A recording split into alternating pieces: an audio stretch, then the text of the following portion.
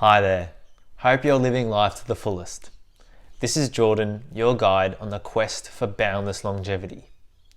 Welcome to the Longevity Unlocked podcast, a place where I dive deep into the world of those extraordinary everyday heroes who are rewriting the rules of aging. Today, I'm truly excited to introduce you to a remarkable individual, Joyce Porter, whose life's journey is a shining example of thriving in retirement and turning adversity into opportunity. Joyce joins us on Longevity Unlocked to share her unique and inspiring perspective on embracing the golden years and finding new purpose. While she herself is experiencing the fullness of retirement, Joyce's story is deeply rooted in her experience caring for her late husband, who faced numerous health challenges. Through those challenging times, Joyce learned invaluable lessons about resilience, caregiving, and navigating the complexities of health issues in later life. So thank you again to Joyce for joining us, and to our listeners, please don't forget to hit that subscribe button so you never miss an episode of Longevity Unlocked. So let's get into it. So thanks again, Joyce, for coming on and carving out some time to have a chat with me and share your insights and all your knowledge that you've gained over the years. Yeah, thank you for having me. No worries. And I think we'll just get straight into it. And the first question I'd love for you to answer is, can you share a little bit about your upbringing and how does it influence the person you are today? So could start off with when you were younger into your working years and now retirement. Well, I was very fortunate to have a very loving family, a close family. And in fact, it wasn't until much later that I found out that not everyone has that. I was surprised to find that not everyone is close to their brothers and their parents and everything. And they were supportive. So, for example, when I got enamored with dance and singing, my mom spent every Saturday taking me to a place where I could take dance lessons and singing lessons and everything. So there was an influence in terms of being giving to other people and being supportive of their needs and their interests and everything. So that was important. And then so one thing led to another in terms of taking dance and singing, and my singing leading to being in a play, and that led to my majoring in theater, which led to my teaching theater for many years.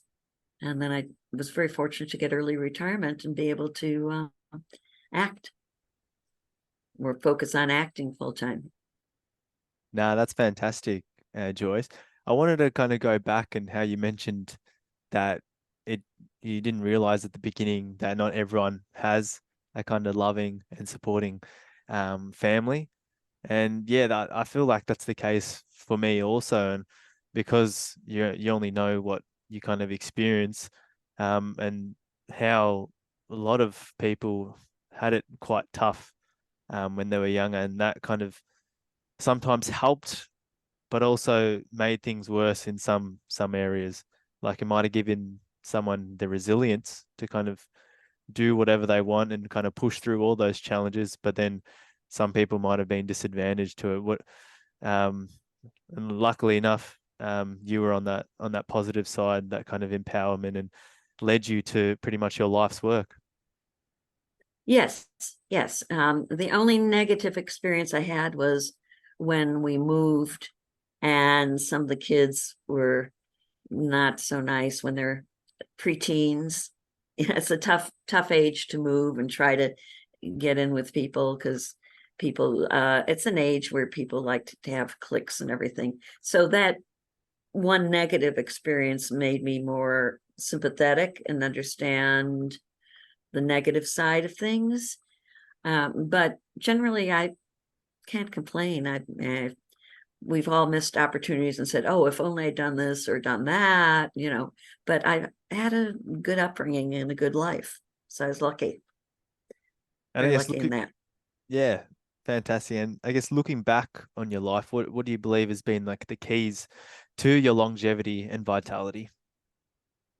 Well, um, being active, definitely being active. Like I belong to an exercise class, and I just today when I was in my exercise class, I was thinking, wow, I can't picture my mom at my age having done the things that I'm doing, doing jumping jacks and all these different things that I very actively do. And she did take walks. I take walks every day. I walk depending on the weather and what's going on, half a mile up to 2 miles every day, unless the weather's absolutely horrendous. And now there's a place I could walk indoors if the weather's really terrible. That the place where I live, the town I live in, Oak Park, has built. So I can say, yes, I'm going to be walking every day.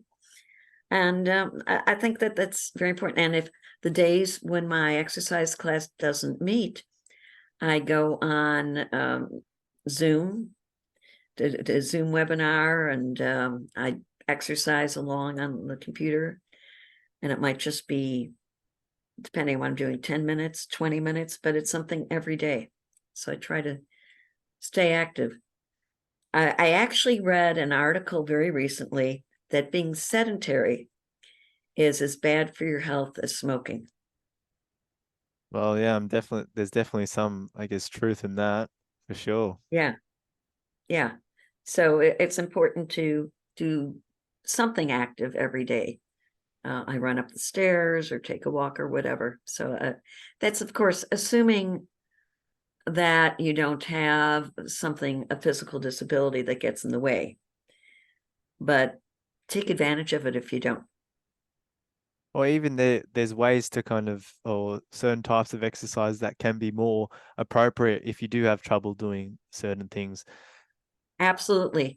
My class is an over 50 class, and most of the people, are just fine with that. And even there's even one woman who's turning 90, and she was telling you about her experiences during the Blitz because she was originally from England.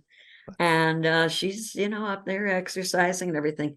But there are a couple people that there are some chairs in the back if you need to sit and just continue with just your arms, or sitting position, then that's fine too, because it's still, no matter how much you do, it's better than nothing. Exactly. Yeah. And in those exercise classes, you are doing like kind of resistance training or strength training, or is it? um yeah, the second half of class we often do get weights and use weights or a bar or something like that, as well as the aerobics. And I think it's also important to keep yourself mentally active. Yes. So yeah, I used to do crosswords once or twice a week, like on Mondays when it wasn't so hard, because it gets harder during the week. Now I do Wordle every day. Oh, yes, yes. You familiar with Wordle? Do you have Wordle in Australia? Yes, yeah, we do. I don't do it as frequently. I used to do it when it was a bit more I guess when it first came out, but yes, that's a great kind of thing to do each day. Yeah, it really makes you think. It's problem solving. So while I enjoy reading newspapers and so on, this is what really gets your brain going, is when you're actively trying to figure something out. That, and I also have an activity that most people don't have, which is memorizing lines when I get to act. Yes, that's true. Just memory in general, having to kind of repeat those things and be able to kind of draw back to things is quite important as we get older for sure. And in your Yeah, type of work. yeah, yeah. And I'm fortunate that so far I'm getting really, I'm bad at names, but I've always been bad at names, and now I'm worse. But I'm not too worried because I can still solve Wordle and I can still memorize a script.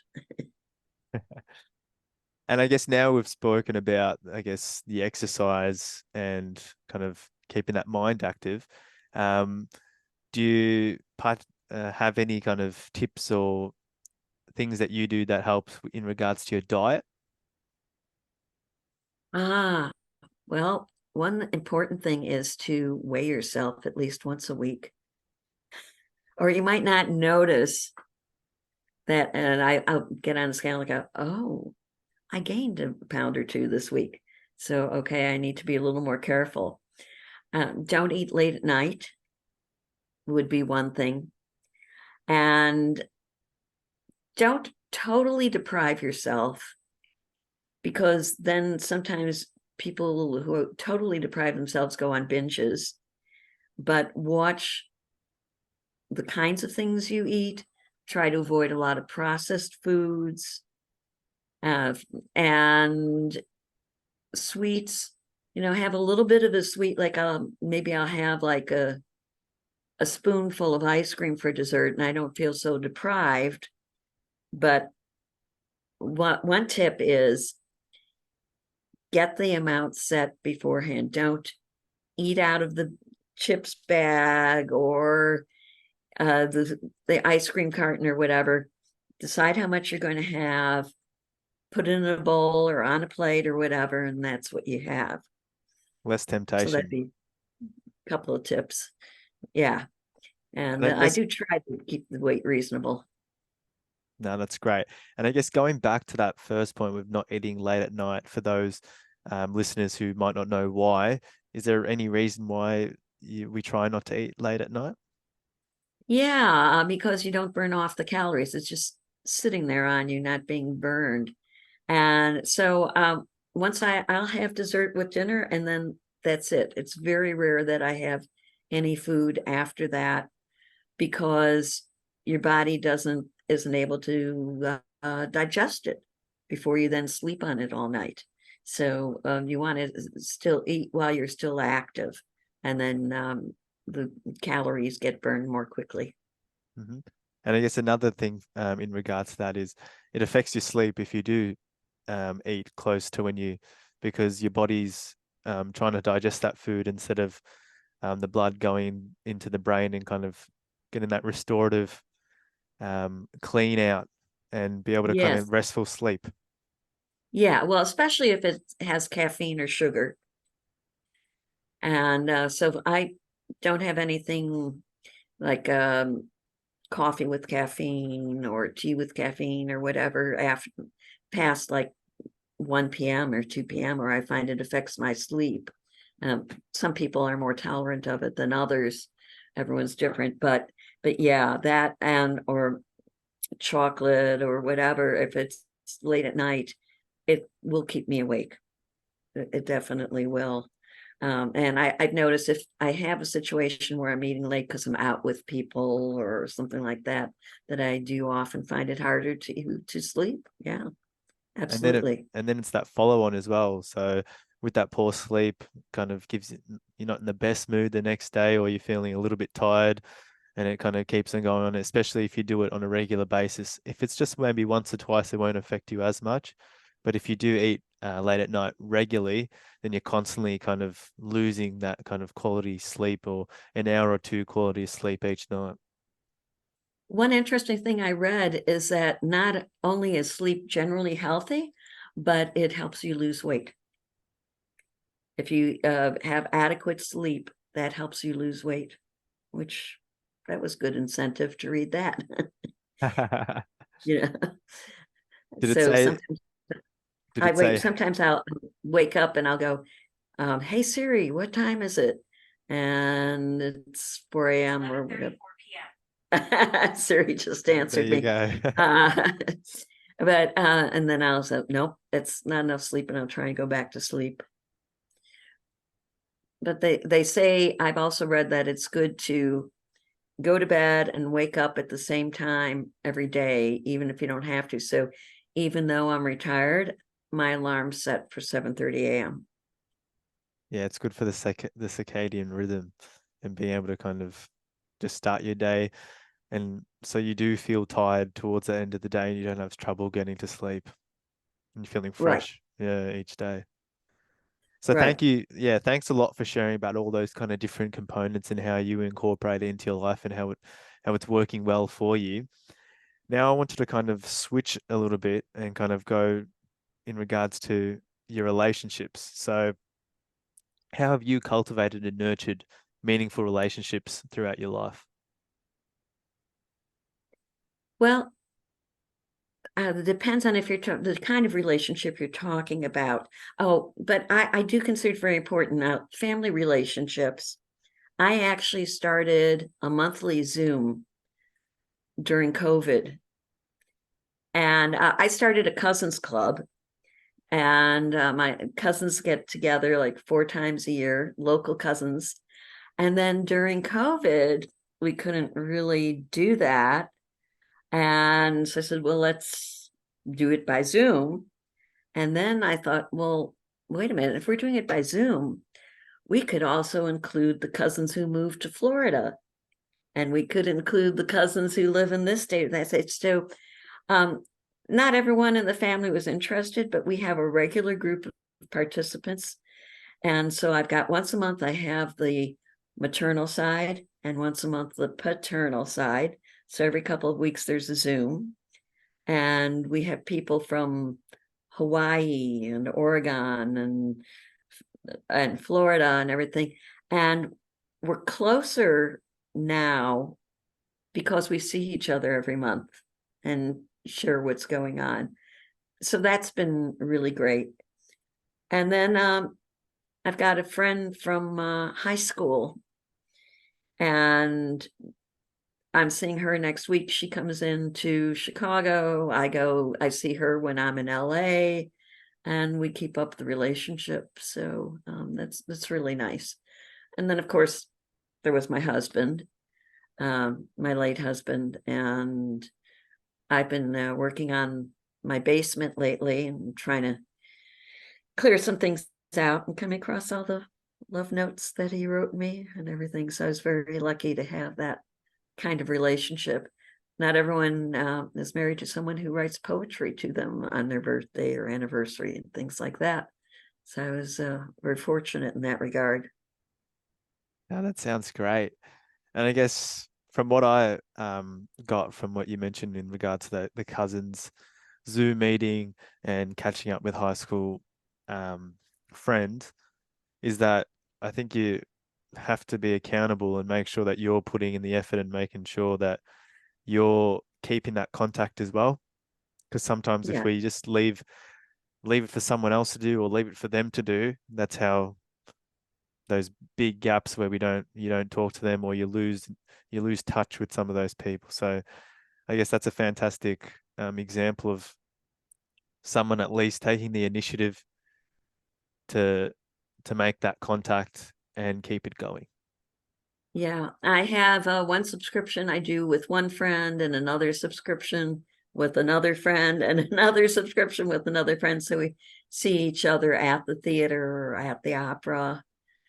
And I also have like email contact groups. Like I have local friends who might do something. So I can just send something to that group and say, hey, does anyone want to go see this play? Or does anyone want to go to dinner or whatever? And then I've also belonged to some groups that are nice through like my park district, where we go out to dinner together or go places. So yeah, so I get to see a lot of people that way.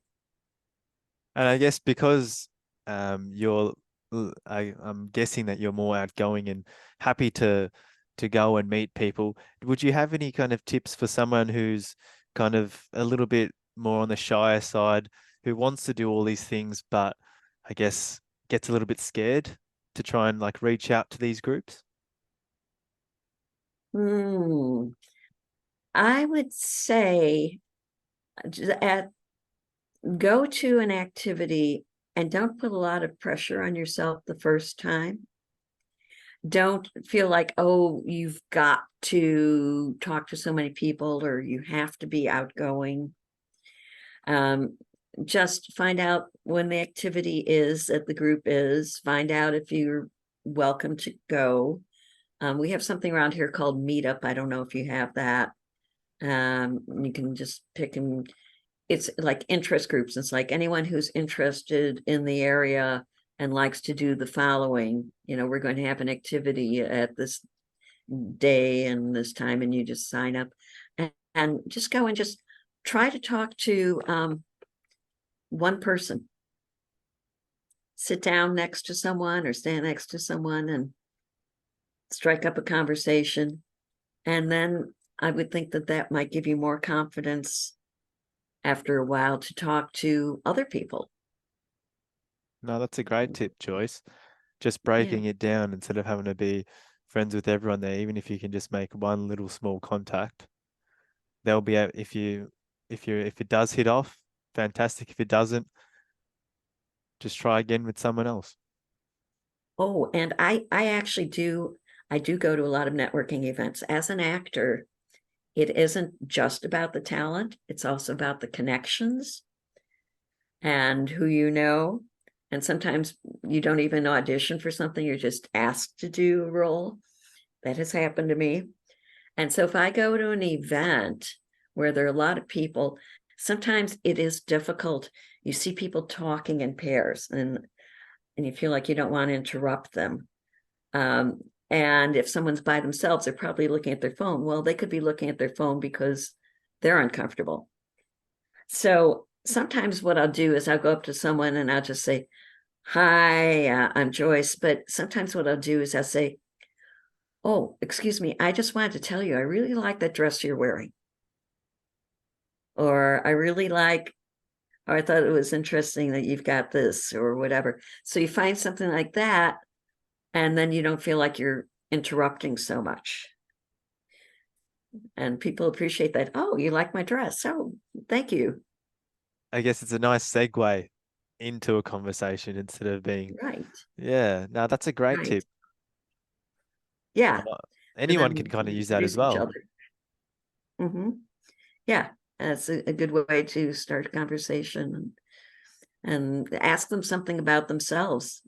You know, I don't, I try not to start by saying, "Hi, I'm an actor." I just say, "Hi, oh, I like your dress," or whatever. And I say, "Oh, are you connected with one of the films that's showing tonight?"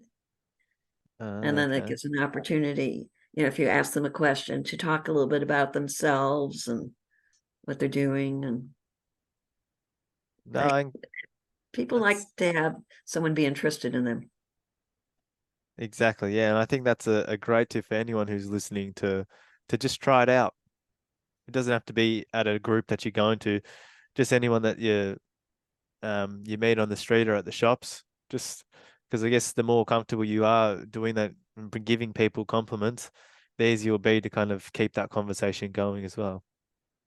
Yeah, it's like I mentioned to you when we were talking before that I take walks and I take photos and I post them on Facebook. And sometimes people have said, "Well, don't people mind that you're taking photos of their gardens or whatever?" I said, "No, if the person is outside, and most of the time, they're not home, but if they're outside, as soon as I tell them, 'Oh, I like your flowers, I like your garden,' they are so pleased and flattered. And sometimes they'll even say, 'Oh, come on feel free to take photos. Come in farther,' and it makes them very happy." Yeah. No, that's some thanks for sharing that, Joyce. Really appreciate that. And I guess now these are all the kind of the positive things that we've mentioned. How about in regards to, I guess, life's challenges and hardships? How have you managed to maintain a positive outlook? I think by nature, I think people are positive or not by nature to a certain extent, kind of born that way. But I always try to look at the bright side. So, I mean, there are some things, of course, that are just awful. There's no doubt about that. But most things I can say, well, at least it isn't this, at least it isn't that. It could be worse. Um, the other day, I was taking a walk and I was wondering why there were all these people on a lawn having breakfast. Thought, well, it's nice, but why are they doing? And I looked across the street and there was this charred house. This woman's house had caught fire during the night and was almost destroyed. And I happened to talk to her, and when first person I said, "Oh, well, are people okay?" And she says, "Well, that was me. That was my house." she looked on the positive side. As terrible as this was, that her house was so severely damaged and she lost a lot of things, she looked at the positive side. At least we're okay. And oh, we are so lucky because we were about to leave on a trip tomorrow. And unfortunately, we have to postpone the trip. But what if this had happened while we were in Italy? How horrible would we have felt that we weren't there to talk to the insurance people and the board of people and weren't able to do anything. So she considered herself lucky because it could have been much worse. And Yeah. that's pretty much how I am. No, that's a So great example. Yeah. yeah. So I mean, so for example, the worst thing is that my husband got West Nile virus, that it was in a nursing home, etc., that he died. But the positive thing is that it happened right before COVID.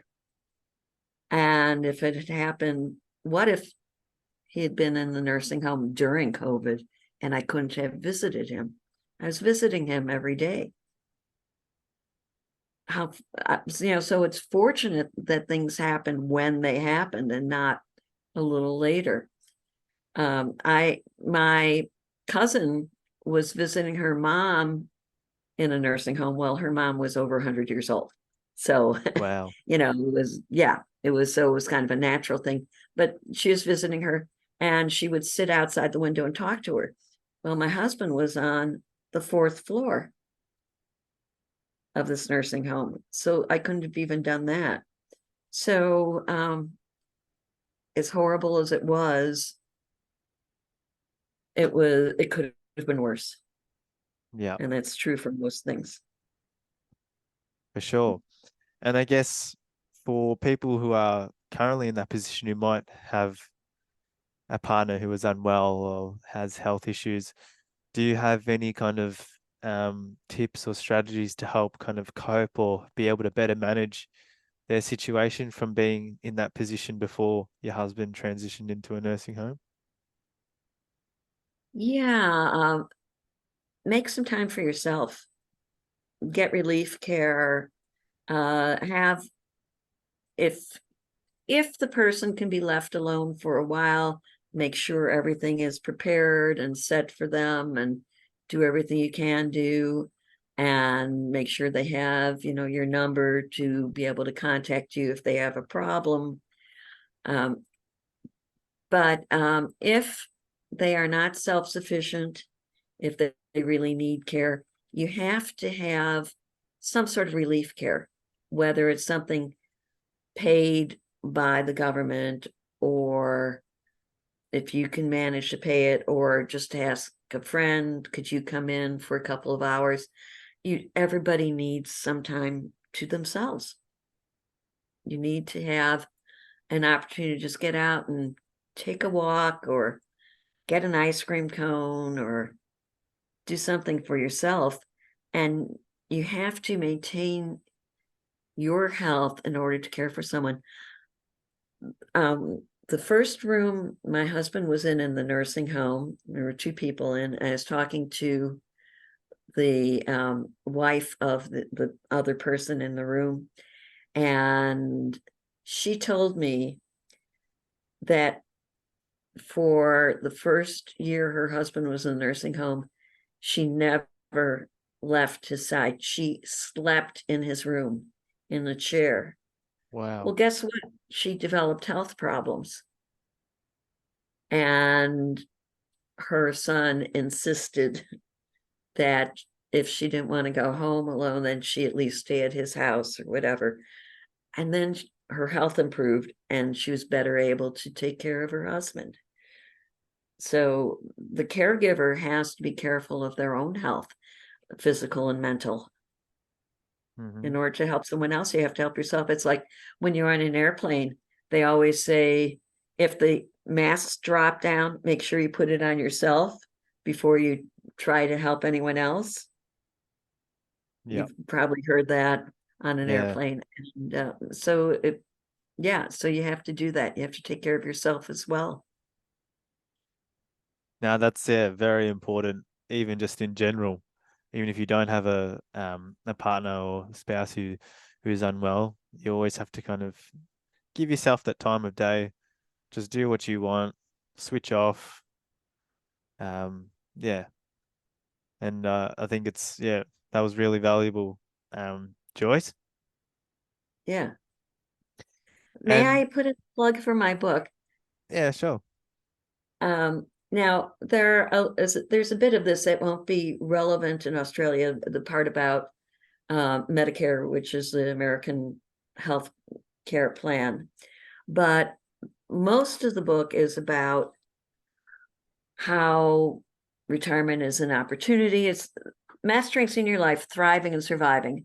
And the thriving is about attitudes about your next phase of life, and how to make the most of it. And the surviving, a lot of it has to do with medical issues.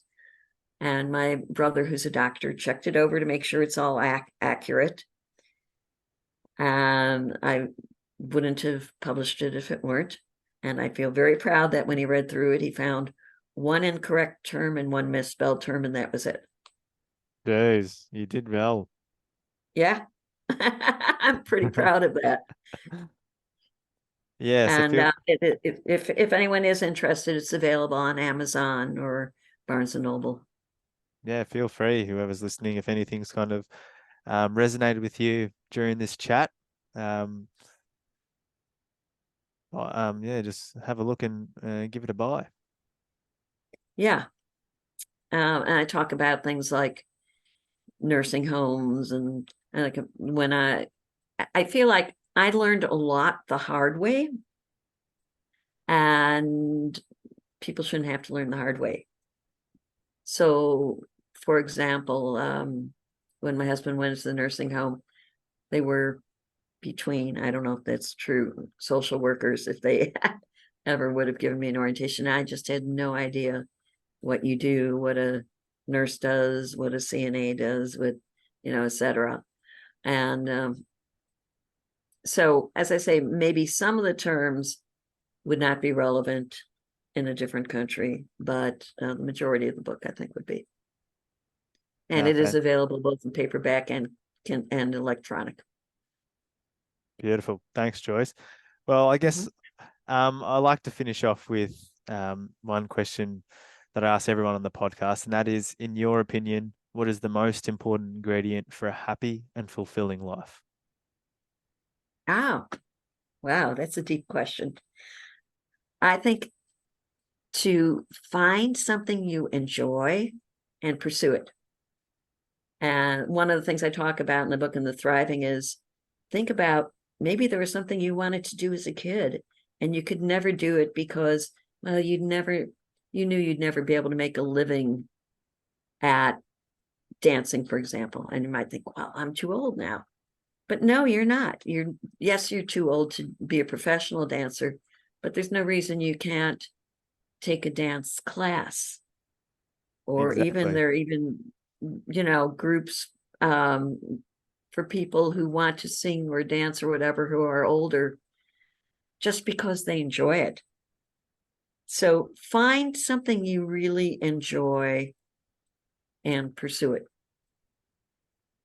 Yep, that's a perfect end to the podcast, Joyce. I think something that everyone should put into their life and not just do the things that I guess they have to do and to keep their household running. If you want to do something, just give it a shot. Yeah. Make some time every week to do something that's just fun and enjoyable. Perfect. Well, thanks again, Joyce, for coming on today. And Thank you. And yes, hopefully the listeners were able to, I guess, grab a few tips and tricks to implement in their own life. All right. Thank you very much for having me. Thanks, Joyce. Thank you so much for joining me today on Longevity Unlocked. If you found today's discussion enlightening and you're eager to learn more about living your best and healthiest life well into your golden years, I invite you to hit that subscribe button right below. And if you've enjoyed our chat today, Giving this video a quick thumbs up would mean the world to me. Your likes help us to reach even more individuals who, like you and me, are passionate about unlocking the secrets to longevity. So this is Jordan signing off from the Longevity Unlocked podcast. Stay youthful, stay vibrant, and take care.